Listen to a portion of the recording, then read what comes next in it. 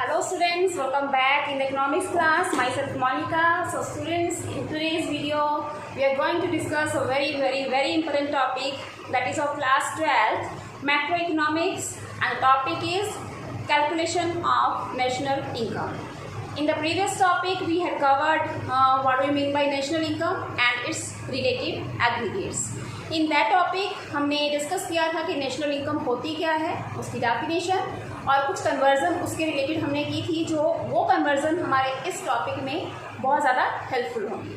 तो अगर स्टूडेंट आपने वो टॉपिक नहीं देखा है या मेरी वीडियो नहीं देखी है, देन प्लीज़ पहले उस वीडियो को प्रॉपर तरीके से देखिए, देन उसके बाद ही आप ये जो आज का कॉन्सेप्ट है हमारा, ठीक है, इसको आप प्रॉपर तरीके से समझ भी पाओगे एंड उसके जो न्यूमेरिकल्स हैं वो भी आप सॉल्व कर पाओगे। तो स्टूडेंट्स, आज की वीडियो में हम डिस्कस करने जा रहे हैं that is the calculation of national income.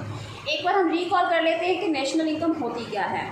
हमने जैसे कि डिस्कस किया था कि नेशनल इनकम मीन्स क्या है, एक डोमेस्टिक टेरिटरी के अंदर जो हमारे नॉर्मल रेजिडेंट्स हैं, ठीक है, उनके द्वारा जितनी भी इनकम अर्न की जाती है उसका sum total that is called national income. तो उस नेशनल इनकम को हम कैसे कैलकुलेट करते हैं? It is not an easy task, it is very difficult. तो ठीक है जी, तो उसमें हम आपके अकॉर्डिंग जो मैक्रो इकोनॉमिक्स का सिलेबस है उसमें 3 मैथड्स आ जाते हैं हमारे। According to these 3 methods we can calculate national income. Okay, तो उन 3 मैथड्स में हम सबसे पहले बात करेंगे value added method, and second one is income method, and third one is expenditure method. अगर आपको याद हो तो उससे भी पहले हमने एक टॉपिक किया था that is the circular flow of income. In that circular flow of income we had discussed 3 phases, 3 phases उसके डिस्कस किए थे, जिसमें फर्स्ट था हमारा value added, okay, and second क्या था, income generation, and third one is expenditure और you can say disposition of income. ठीक है, तो इस मीन्स क्या है, हम पहले वैल्यू ऐड करते हैं, फिर उसके बाद इनकम अर्न करते हैं और उस इनकम को क्या कर देते हैं, हम खर्च कर देते हैं अपनी रिक्वायरमेंट्स को पूरा करने के लिए। तो इट्स मीन्स लाइक दिस, जो हमारा सर्कुलर फ्लो है इनकम का वो चलता रहता है। तो सेम 3 फेजेस जो हैं उसको हम 3 मैथड्स में अभी यहाँ पे डिस्कस करेंगे कि इन डिफरेंट मैथड्स, ठीक है, with the help of these 3 methods how can we calculate the national income. तो ध्यान से समझना, टॉपिक बहुत ही ज़्यादा इंपॉर्टेंट है। इसमें से आपको बोर्ड एग्जाम में एक क्वेश्चन श्योर है कि 100% आएगा ही आएगा। अगर कॉन्सेप्ट्स को ध्यान में रखकर फिर आप उसको लर्न करोगे या समझोगे, then you will come to know कि उसको सॉल्व कैसे करना है, क्योंकि इसके जो न्यूमेरिकल्स हैं उसको आप क्रैम्प तो कर नहीं सकते हो। अगर फॉर्मूला पता होगा कि किसको ऐसे कैसे अप्लाई करना है, then you can do. Okay, तो सबसे पहले हम बात करेंगे आज की वीडियो में that is about value added method. Okay, तो इसका क्या फॉर्मूला है, इसके रिलेटेड हम 1 या 2 न्यूमेरिकल्स भी सॉल्व करके देखेंगे, ताकि आपको इजीली उस तरीके से, उस मेथड से जो न्यूमेरिकल है कैसे उसको सॉल्व करना है वो इजीली समझ आ सके। So now students, we are going to discuss the value added method, how you can calculate the national income by using this method. सबसे पहले आपको value added, what do you mean by value added, value को कैसे add करते हैं उसका ही concept clear होना चाहिए। With the help of an example I will try to make clear this concept कि वैल्यू एडिड क्या होता है। फॉर एग्जाम्पल, जैसे कि आप ले सकते हो कि कारपेंटर है, उसने, ठीक है, एक क्या बनाना है, टेबल बनाना है, ठीक है, तो टेबल बनाने के लिए उसे क्या चाहिए, किसकी रिक्वायरमेंट होगी, ऑब्वियसली उसको वुड चाहिए होगी ना, तो वुड के साथ उसको जितने भी टूल्स चाहिए होंगे। तो हमारा जो वुड है वो क्या है, एक इंटरमीडिएट कंजम्पशन है हमारी, मीन्स इंटरमीडिएट गुड है। उस इंटरमीडिएट गुड को means as a raw material हमने यूज़ किया, एंड दैट जो हमारा कारपेंटर है, that carpenter converted that wood into a table. It's means जो उसने वुड खरीदी थी, बाई की थी, वो खरीदी उसने मान लीजिए 2000 की। ओके, 2000 की जो उसने वुड खरीदी उसको उसने कन्वर्ट कर दिया, he has converted that wood into a table, और टेबल की जो कॉस्ट थी दैट इज 5000। देखिए, अभी मान लीजिए उसने वुड खरीदी 2000 की, ओके, एंड उसने उसको बेचा कितने का, 5000। इट्स मीन्स उसने उसमें कितनी वैल्यू ऐड कर दी, 3000। माय पॉइंट, 3000 की वैल्यू ऐड कर दी ना उसने, ठीक है। तो 2000 की खरीद की, उसने उसको बेचा कितने में, 5000 में। तो 5000 का जब उसने सेल किया तो इट्स मीन्स ये उसकी परचेज हो गई, ये उसकी सेल हो गई, and how many value is added by that carpenter, that is 3000. It means ये भी क्या है हमारा वैल्यू एडेड. तो उसने वो क्या किया, कितना इनकम अर्न किया, that is 3000, and that 3000 will be counted in the estimation of national income. ठीक है, क्योंकि हम कभी भी जो 2000 है इस वैल्यू को, आप अगर आपको कॉन्सेप्ट क्लियर हो तो हम कभी भी इंटरमीडिएट गुड्स की वैल्यू को नहीं करते हैं. ठीक है, किसमें नहीं करते हैं, कैलकुलेट करने में, नेशनल इनकम को कैलकुलेट करने में इसको नहीं यूज़ करते हैं. हम सिर्फ फाइनल गुड्स की वैल्यू को ऐड करते हैं. ठीक है, क्योंकि इसमें ऑलरेडी क्या है, जो फाइनल गुड है, फाइनल गुड में ऑलरेडी इंटरमीडिएट गुड्स की वैल्यू ऑलरेडी इसमें इन्वॉल्व होती है. सो वी कैन से कि जो उसने खरीदा 2000 में एंड बेचा उसने 5000 में, उसने कितनी वैल्यू ऐड कर दी, 3000 का उसका प्रॉफिट जो था वो अर्न कर दिया. ठीक है, तो this like this you can say कि जो वैल्यू एडेड है, वैल्यू एडेड की हम एक डेफिनेशन कर लेते हैं कि it refers to the addition of value. ठीक है, अब देखिए इसमें कीवर्ड्स क्या आ गए आपके, कि किसको रेफर करता है, ये वैल्यू को ऐड कर दिया, वैल्यू की एडिशन हो गई. ठीक है, addition of the value to the raw material, वही हो गया ना, जो रॉ मटेरियल 2000 का था, 2000 की वैल्यू इंक्रीज होकर कितनी हो गई, 5000. तो एडिशन ऑफ अ वैल्यू, ठीक है, किसका, to the raw material by a firm, कोई भी फर्म करेगी या कोई एक पर्सन करेगा. ठीक है, क्या यूज़ करके, डिफरेंट उसकी जो प्रोडक्शन एक्टिविटीज़ है उसको यूज़ करके. एक कारपेंटर है, उसमें स्किल है उसको कन्वर्ट करने की, तो दूसरी कैसे करेगा. फॉर एग्जाम्पल अब अ बेकर है. ठीक है, baker he wants to produce a bread, then what does he need only flour. मान लीजिए सपोज कर लीजिए. ठीक है, तो वो फ्लोर की हेल्प से क्या कर लेगा, एक बिस्किट का पैकेट या फिर एक ब्रेड का पैकेट जो है वो प्रिपेयर कर लेगा. देन अगर मान लीजिए उसने फ्लोर खरीदा 10 रुपये में, ब्रेड का पैकेट बना दिया उसने, बेचा उसको 30 रुपीज़ में, तो कितनी वैल्यू ऐड हो गई, दैट इज 20. उसकी मेहनत है ना. ठीक है, तो वैल्यू एडिड क्या हो गई आपकी 20. तो मीन्स क्या है, उसने इस रॉ मटेरियल में वैल्यू ऐड करके, ठीक है, उसकी वैल्यू इंक्रीज कर दी और वैल्यू बेच कर उसने प्रॉफिट अर्न कर लिया, उसकी इनकम जो थी वो इंक्रीज हो गई. सो like this you can say कि जो ठीक है एक प्रोड्यूसर होता है वो उसमें कुछ वैल्यू ऐड करता है while using different production activities, and raw material की वैल्यू क्या हो जाती है, ऐड हो जाती है, एडिशन हो जाता है उसमें. उसको हम क्या कहते हैं, वैल्यू एडिड मेथड. अभी इसका फॉर्मूला भी देख लीजिए कि वैल्यू एडिड मेथड का फॉर्मूला क्या होता है. इसका फॉर्मूला देख लीजिए. इसका फॉर्मूला है कि value added is equal to value of output and intermediate consumption. So अभी हम इसके फॉर्मूला को डिस्कस करेंगे. Then how can you calculate by using the method of value addition. ठीक है, इसको ध्यान से समझना. इसमें कुछ ऐसे ट्रिक्स होते हैं या फिर कुछ ऐसी चीज़ें होती हैं जो बहुत ज़्यादा कंफ्यूजिंग हो जाती हैं. अगर आप उसको ध्यान से नहीं समझोगे then you are not able to calculate the sum, numerical जो आपको आएगा. लेकिन अगर ध्यान से समझोगे, ध्यान से सुनोगे, उसको माइंड में बिठाओगे, then it's very easy. Okay, तो सबसे पहले मान करते हैं कि इसमें 3 चीज़ें हैं. इसका फॉर्मूला क्या होता है, value added is equal to value of output minus intermediate cost या कंजम्पशन कह सकते हो आप. ठीक है, इसमें तो सबसे पहले देखिए इसको तो हमने कर दिया कि वैल्यू एडिड क्या है. वैल्यू एडिड मीन्स क्या है, refers to the addition of value, ठीक है, of the raw material. Raw material की वैल्यू जब ज़्यादा हो जाती है by a firm by using different productive activities, that is called value added. अब इसमें 2 चीज़ें आ जाती हैं, वैल्यू ऑफ आउटपुट और एक इंटरमीडिएट कंजम्पशन. सबसे पहले मैं बात करूंगी कि वैल्यू ऑफ आउटपुट होता क्या है. अगर आपको ये समझ आ गया, कंसेप्ट समझ में आ गया, देन इट्स गारंटी कि आप कोई भी सम आ जाए then you will not get confuse. सबसे पहले बात करेंगे कि वैल्यू ऑफ आउटपुट क्या होता है. ठीक है, तो वैल्यू ऑफ आउटपुट मीन्स क्या है, it is a market value of all goods and services. ठीक है, in a country during an accounting year.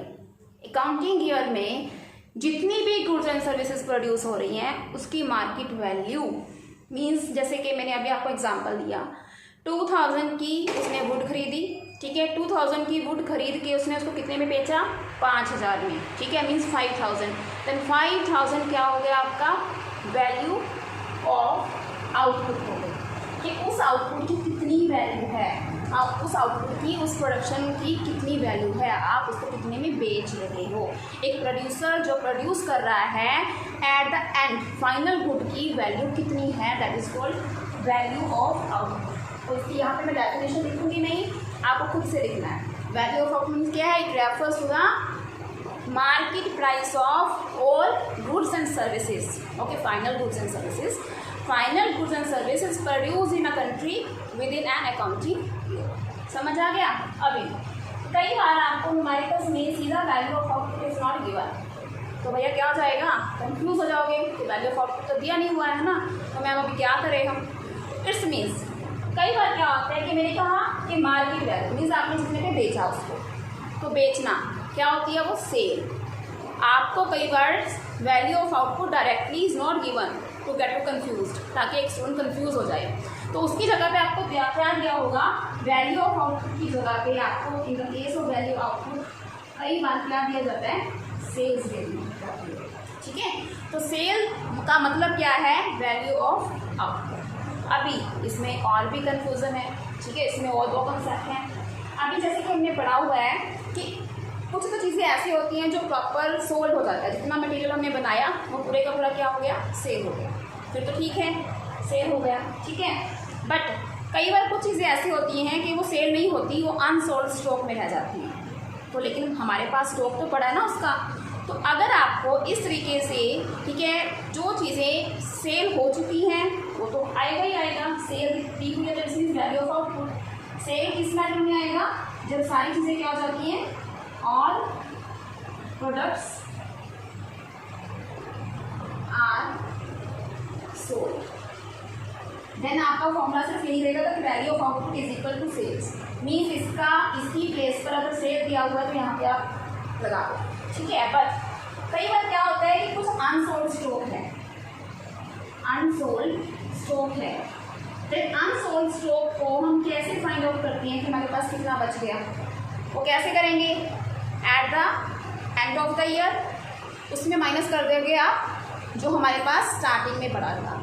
जैसे मान लो कि मैंने ठीक है जो गुड्स प्रोड्यूस की थी, ठीक है, वो की थी 1000, उसमें से मैंने 800, ठीक है, 100 तो सेल कर दी और 200 मेरे पास रह गई। तो 1000 मैंने टोटल की थी ना, मीन्स आपके पास एंड ऑफ ईयर क्या था? Closing stock minus opening stock.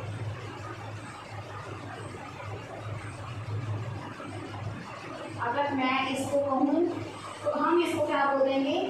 Change in stock. अगर मैं क्लोजिंग स्टॉक में से माइनस कर दूंगी opening stock, that it will you can write down change in stock, ठीक है। तो अगर आपको वहाँ पे दिया हुआ है सेल्स अकेले, ठीक है, और साथ में दिया हुआ है चेंज इन स्टॉक, अगर चेंज इन स्टॉक भी नहीं दिया हुआ, वहाँ पे दिया हुआ है closing stock and opening stock, तो इट्स मीन्स क्या है कि वहाँ पे पूरी की पूरी जो आपकी प्रोडक्शन है वो सेल नहीं हुई, कुछ स्टॉक पेंडिंग है जो अनसोल्ड स्टॉक है। तो अगर ऐसी कोई कंडीशन आती है न्यूमेरिकल में, तो सेल में क्या कर दोगे आप? प्लस चेंज इन स्टॉक, ठीक है। आई थिंक समझ रहे होगे, मैं दोबारा से रिपीट कर रही हूँ। देखो, हम सबसे पहले वैल्यू ऑफ आउटपुट की बात कर रहे हैं, इसको तो मैंने अभी स्टार्टिंग ही किया कि इसको कैसे आपने सॉल्व करना है। जैसे we are talking about the value of output, कि वैल्यू ऑफ आउटपुट कैसे हमें निकालना है। Value of output, I told you that it refers to the market value for goods and services produced in a country within an accounting year. Okay, market value मतलब क्या है? जितने पे आपने सेल किया उसको, ठीक है, प्रोड्यूसर ने, तो टोटल सेल क्या आ जाती है आपको? वैल्यू ऑफ आउटपुट है। अगर आपको मार्केट में अकेले सेल्स दिया हुआ है, ठीक है, कि sales of firm this one, तो पूरे का पूरा क्या आ जाएगा आपकी? इसी जगह पे यहाँ पे पुट कर दोगे आपको, नथिंग टू थिंक, ठीक है, कुछ भी सोचने वाली बात नहीं होती उसमें। बट अगर मान लीजिए वहाँ पे आपको कई बार क्या होता है कि सेल के साथ साथ क्लोजिंग स्टॉक और ओपनिंग स्टॉक भी दे दिया जाता है। इट्स मीन्स वहाँ पे आपको सोचना है कि यस, कुछ ऐसी भी प्रोडक्शन है जो अभी सेल नहीं हुई है, मीन्स अनसोल्ड स्टॉक पड़ा है। तो क्या करोगे आप? क्लोजिंग में से ओपनिंग को माइनस कर दोगे, तो वो क्या आ जाएगा आपके पास? चेंज इन स्टॉक आ जाएगा। तो चेंज इन स्टॉक आप इसमें ऐड कर दोगे, sales plus change in stock, that is value of output, ठीक है। हाँ जी, तो ये तो था आपका किसको सॉल्व करने का तरीका? वैल्यू ऑफ आउटपुट का। अभी इसका एक थर्ड मेथड और भी है, ठीक है, कई बार आपको उस तरीके से घुमा के भी पूछ लिया जाता है। अभी सेल का मतलब क्या है कि हम सेल कर रहे हैं, मीन्स अगर हम कोई चीज़ बाहर भेज रहे हैं, किसी कंट्री में हम क्या कर रहे हैं? एक्सपोर्ट कर रहे हैं, तो वो भी सेल होगी ना। होगी या नहीं होगी? हमारे कंट्री से गुड्स कहाँ पे जा रही हैं? बाहर जा रही हैं, देन वो भी हमारे कंट्री की क्या हो गई? सेल हो गई। यस, अगर तो आपको सिंपल सेल लिखा हुआ है फिर तो उसमें एक्सपोर्ट ऑलरेडी इंक्लूड है। ओके, बट अगर सेल के साथ आपको लिखा हुआ है कि डोमेस्टिक सेल है, वो डोमेस्टिक सेल मतलब क्या है? सिर्फ हमारी कंट्री के अंदर अंदर है। समझ लो मेरी बात। अगर यहाँ पे सेल की जगह पे क्या आगे लिखा हुआ? Domestic sale. डोमेस्टिक सेल मतलब कंट्री के अंदर अंदर, इस मीन्स उसमें एक्सपोर्ट तो इंक्लूड नहीं है। और सेल में हम क्या करते हैं? हमारी जो डोमेस्टिक टेरिटरी के अंदर अंदर है और जो हमने बाहर एक्सपोर्ट किया वो सारी की सारी सेल इसमें आ जाती है। मीन्स क्या है? अगर आपके पास देखिए सेल वर्ड लिखा हुआ है, ठीक है, सेल्स का मतलब क्या हो गया? इंटरनल सेल प्लस एक्सटर्नल, ठीक है, दोनों होती हैं। बट मान लीजिए यहाँ पे आपको लिख दिया गया domestic sale, it means it is not included जो हमारी एक्सटर्नल सेल एक्सपोर्ट है वो इसमें इंक्लूड नहीं है। पहले इसको क्या करना पड़ेगा? फिर हमें डोमेस्टिक सेल में प्लस एक्सपोर्ट करना पड़ेगा, तो वो किसके बराबर आ जाएगी? हमारी सेल के बराबर आ जाएगी। Three methods we can say कि वैल्यू ऑफ आउटपुट है उसको आप 3 तरीके से सॉल्व कर सकते हो अगर आपको सम के अकॉर्डिंग चलना पड़ेगा। अगर तो आपको value of output already given है तो कुछ भी करने की जरूरत नहीं है, वहाँ पे उसकी वैल्यू पुट कर दीजिए। बट अगर आपको वैल्यू ऑफ आउटपुट नहीं दिया हुआ तो फर्स्ट वे क्या है? उसमें आपको सेल दी हुई है। Got it? अगर सेल दिया हुआ है इट्स मीन्स वो सेम ही है, उसमें कुछ भी चेंजेस नहीं करना। और सेकंड क्या है? सेकंड मेथड भी आप क्या यूज़ कर सकते हो? सम टाइम आपको अनसोल्ड स्टॉक पड़ा है तो उसमें क्या करोगे आप? Sale plus changing stock, and changing stock how can you calculate? Closing stock minus opening stock. Got it? And third, ये तो आपका आ गया first, this is second, third. And third क्या आ जाता है आपका? कई बार वैल्यू ऑफ आउटपुट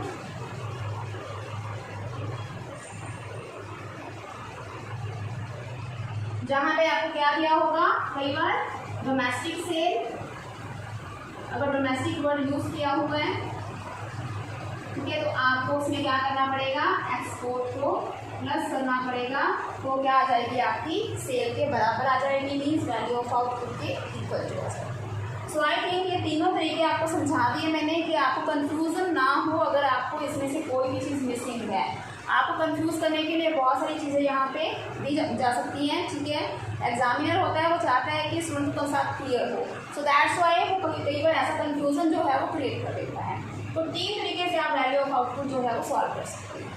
ये तो हो गई हमारी बात वैल्यू ऑफ आउटपुट की। Now this we are going to discuss about the intermediate consumption, कि इंटरमीडिएट कंजम्पशन को आप कैसे सॉल्व कर सकते हैं। तो देखिए सबसे पहले है आपका इंटरमीडिएट कंजम्पशन। अब इंटरमीडिएट कंजम्पशन क्या होता है? जितने की आपने उसको खरीदा, मीन्स क्या है? Is equal to purchases. क्या आ जाती है आपकी? परचेजेस। Got it? तो परचेजेस क्या है? जितना भी आपका परचेज, जितने भी आपने परचेज किया, 2000 रुपये किया, 3000 रुपये किया, उसमें वैल्यू ऐड कर दी, उसको सेल कर दिया, ठीक है, तो ये क्या होगा? सेल। ये क्या हो गई आपकी intermediate consumption, that is purchase. Value of output तो सेल के बराबर थी, ठीक है, और इंटरमीडिएट कंजम्पशन किसके बराबर हो जाती है? आपकी परचेज के बराबर हो जाती है। अभी बात क्या है कि इसमें अगर, ठीक है, इसका दूसरा फॉर्मूला क्या होता है? ये तो आपका फर्स्ट था, सेकंड था, सेम थिंग जैसे हमने उसमें किया था कि एक्सपोर्ट ऑलरेडी इंक्लूड होते हैं अगर आपके पास सेल दिया हुआ है। तो यहाँ पे क्या है? परचेज किया, तो कुछ चीज़ें हम बाहर से भी परचेज करते हैं। तो अगर तो अकेला परचेज दिया हुआ है या इंटरमीडिएट कंजम्पशन दिया हुआ है, दैट इट्स मीन्स ओके, उसमें already internally as well as externally दोनों ही परचेजेस जो हैं उसमें इन्वॉल्व हैं। लेकिन अगर यहाँ पे क्या दिया हुआ है? डोमेस्टिक परचेज, डोमेस्टिक परचेज,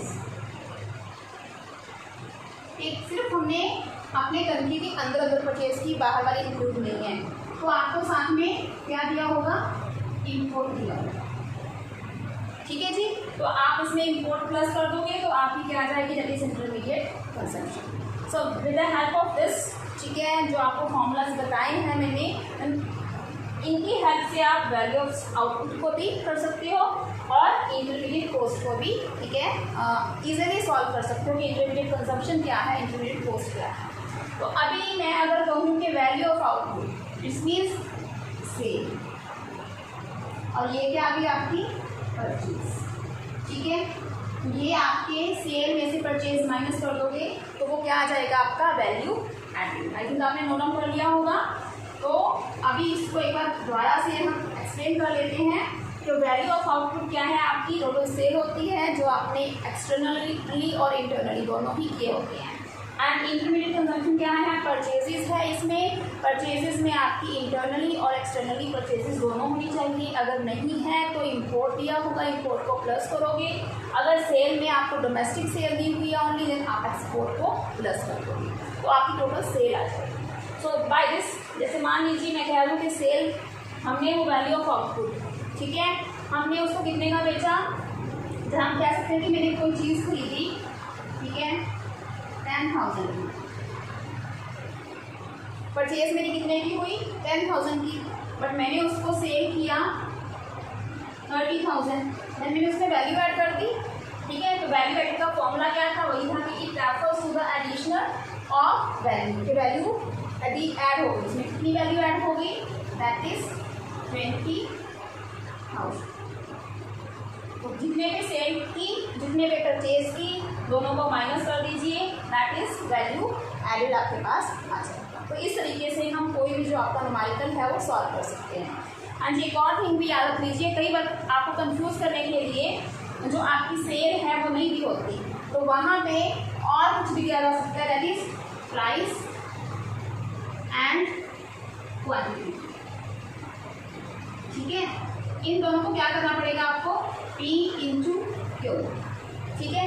इस प्राइस पर उस गुड की कितनी क्वांटिटी सेल की गई, जैसे मान लो कि 10 रुपये के प्राइस पर 500 गुड्स जो थी उसकी यूनिट सेल थी, तो वो भी क्या बन जाएगी, आपकी सेल बन जाएगी। इस तरीके से आपको सेल फाइंड आउट करने के लिए 3 से 4 फॉर्मूलाज जो है वो अप्लाई करने पड़ेंगे। अगर डायरेक्ट आपको वैल्यू ऑफ आउटपुट है देन इट्स मीन्स सेल है, बट अगर कई बार आपको चेंज इन स्टॉक दिया हुआ है तो इट्स मीन्स क्लोजिंग स्टॉक और ओपनिंग स्टॉक दोनों उसमें इन्वॉल्व है। अगर आपको चेंज इन स्टॉक नहीं लिखा हुआ तो क्लोजिंग स्टॉक और ओपनिंग स्टॉक की वैल्यू भी होगी, उन दोनों में माइनस कर दीजिए, वो आपका चेंज इन स्टॉक आ जाएगा, और सेल में उसको प्लस कर दीजिए, ठीक है। एंड थर्ड क्या है, अगर आपको डोमेस्टिक सेल दिया हुआ है और साथ में आपको उसमें इट्स मीन्स क्या है, एक्सपोर्ट जो है हमारे वो इंक्लूड नहीं है, then domestic sale plus export हो जाएगा। एंड फोर्थ वन क्या आ जाता है, आपको कई बार सेल नहीं दिया हुआ तो प्राइस और क्वांटिटी दिया होता है, then price into quantity that is equal to sale. And आपका जो इंटरमीडिएट कंजम्पशन है उसमें 2 ही चीज़ें आती हैं, आपकी टोटल परचेज आ जाएगी। अगर परचेज के साथ साथ आपको लिख दिया गया कि डोमेस्टिक परचेज है, मीन्स हमारे कंट्री के अंदर अंदर है, बाहर वाली जो इंपोर्ट है वो चीज़ों को हमने नहीं लिखा इसमें, देन आप उसमें इंपोर्ट प्लस कर दोगे तो किसकी वैल्यू आ जाएगी, that is of intermediate consumption. दोनों को सब्ट्रैक्ट कर दोगे then you will come to know how much value is added in that product. Got it. तो इसके अब हम न्यूमेरिकल करने जा रहे हैं, 1 या 2 न्यूमेरिकल सॉल्व करके दिखाऊंगी कि आपको किस तरीके से करना है उसको, ठीक है। तरीका भी चाहिए आपको सॉल्व करने का। देन आपको जो स्टेप मार्किंग के अकॉर्डिंग, कई बार आपका फॉर्मूला कहीं अटक जाता है या आंसर ठीक नहीं आता, तो आपको स्टेप मार्किंग के अकॉर्डिंग जो है कुछ ना कुछ उसमें से मार्क्स आप गेन कर सकते हैं।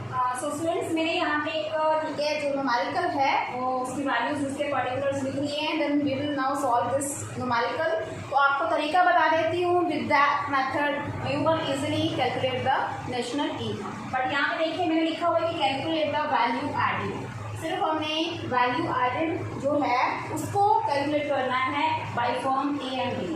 It means in this question 2 forms are given, form A and form B, दोनों का हम अलग अलग करेंगे। तो सबसे पहले मैं यहाँ पर फॉर्मूला लिख देती हूँ, ठीक है। यहाँ पे मेरे पास स्पेस नहीं है तो आप फॉर्मूला लिखोगे कि जो आपका वैल्यू एडेड का फॉर्मूला है वो क्या है, that is value of output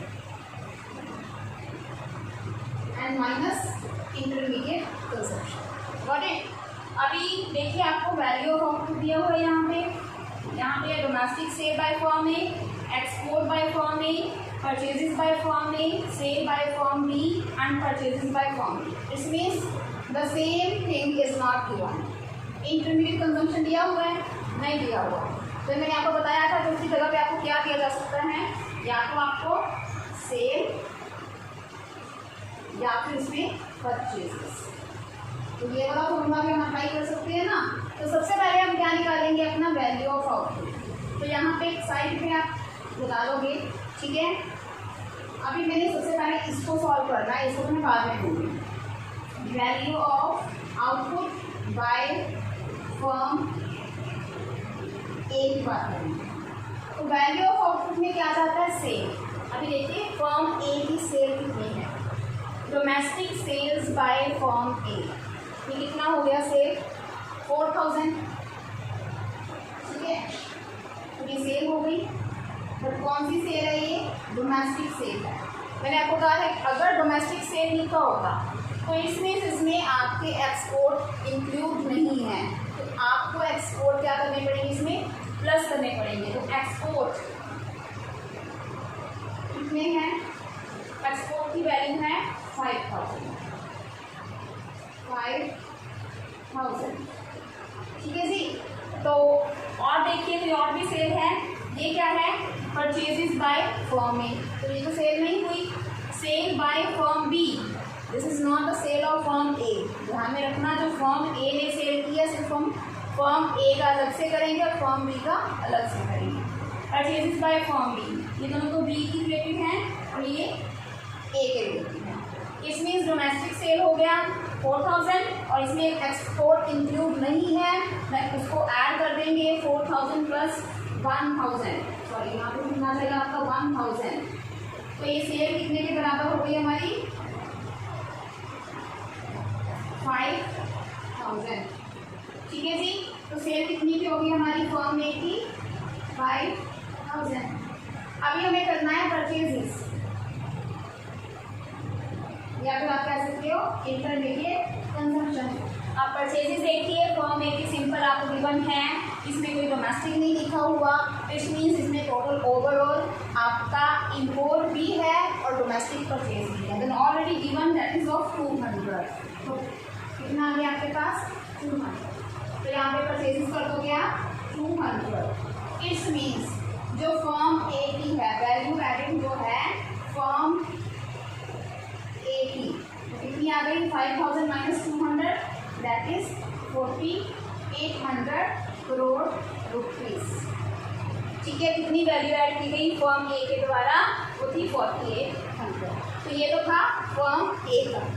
अभी हम बात करेंगे हमारे फर्म बी, ठीक है जी। तो फर्म बी ने कैसे किया और हो जाना चाहिए। तो value added by firm B that is sale minus purchases. तो फर्म बी की सेल कितनी है, देखिए इसमें कोई डोमेस्टिक नहीं दिया हुआ, सेल दिया हुआ, इसमें ओवरऑल सेल है दैट इज 2940 एंड परचेजेस कितनी है उसकी, इंटरमीडिएट कंजम्पशन दैट इज 1300। तो इसमें आप फिल कर दोगे, सेल कितनी है आपकी 2940 minus purchases is 1300, then value added by firm B, how much, कितना हो गया, 0461। दिस मीन्स 1640 करोड़ रुपीज की जो वैल्यू थी that is added by firm B. So like this you can calculate the, ठीक है, numericals by which method, value added method. तो अगर आपके पास जो भी ये अमाउंट आती है एट द एंड, वो वैल्यू किसकी होती है, ये भी समझ लीजिए। This is the gross value added at the market price and you can say GDP at the market price. ये याद रखना बहुत ही ज़्यादा जरूरी है कि कि जब आप वैल्यू एडिड के हेल्प से कोई भी, ठीक है, आप वैल्यू फाइंड आउट करते हो तो इसके बराबर आती है this is gross value added at a market price and you can also say GDP eight market price. अभी बात कहाँ पे आ जाती है, यहाँ पे लिखा हुआ था कि वैल्यू एडिड निकालनी है, इट्स मीन्स ये निकालना है आपको, या फिर आप कह सकते हो ये निकालना है। अगर यहीं पे वैल्यू एडिड की जगह पे आ जाता है कैलकुलेट द नेशनल इनकम, तो कैसे करते हैं आप, अभी इसको भी हम कर लेते हैं सेकंड में, ठीक है। अभी नेशनल इनकम को कैसे उसमें लिखते हैं उसका, ठीक है, रेप्रेजेंटेशन क्या होता है कि national income is equal to NNP at capital, है ना। नेशनल इनकम को लिखने का तरीका क्या होता है आपका, net national product at capital cost. Now you have the value of this one GDP MP, ठीक है, इसको आपने कन्वर्ट करना है इसमें, GDP MP की वैल्यू आपके पास आ गई है, आपने कन्वर्ट करना है इसको NNP एट कैपिटल कॉस्ट। अब याद करिए, in the previous chapter we had covered the conversion portion, 3 conversion की थी हमने, ग्रॉस से नेट, ओके, डोमेस्टिक से नेशनल, फैक्टर कॉस्ट से मार्केट प्राइस, तो वो कहाँ पे काम आएंगी, यहाँ पे आएंगी, ठीक है जी। तो अभी देखिए G है ग्रॉस, ग्रॉस से आप नेट की तरफ जाओगे तो आप क्या करोगे, जल्दी बताइए मुझे, ग्रॉस से नेट की तरफ जाकर क्या करते हैं, माइनस डेप्रिसिएशन। डोमेस्टिक से नेशनल की तरफ जाना है तो क्या करोगे आप, NFIA ऐड कर दोगे। MP से फैक्टर कॉस्ट की तरफ जाना है तो बताइए क्या होगा, minus NIT means indirect tax minus subsidies. According to this आपका जो कन्वर्जन हो जाएगा ग्रॉस वैल्यू एडेड से नेशनल इनकम।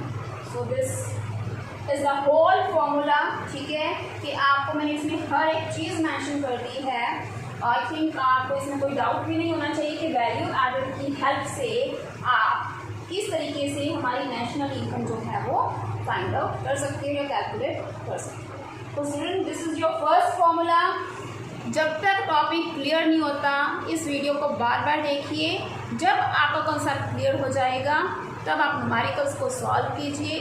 बहुत से न्यूमेरिकल्स आते हैं, आपकी बुक्स में भी होते हैं, ठीक है, तो जितना आप उसको प्रैक्टिस करोगे उतना ही इस न्यूमेरिकल की या इस हम कॉन्सेप्ट की कह सकते हैं डेप्थ में जाकर उसको इजीली समझ पाओगे। तो स्टूडेंट्स नेक्स्ट वीडियो में हम करेंगे हमारा सेकंड फॉर्मूला या सेकंड मेथड कह सकते हो आप, इनकम मेथड, कि इनकम मेथड के द्वारा जो नेशनल इनकम है उसको कैसे कैलकुलेट किया जाता है। तो इसके न्यूमेरिकल सॉल्व कीजिए और कोई भी डाउट होता है then you can ask me, ठीक है, कमेंट बॉक्स में लिख लीजिए।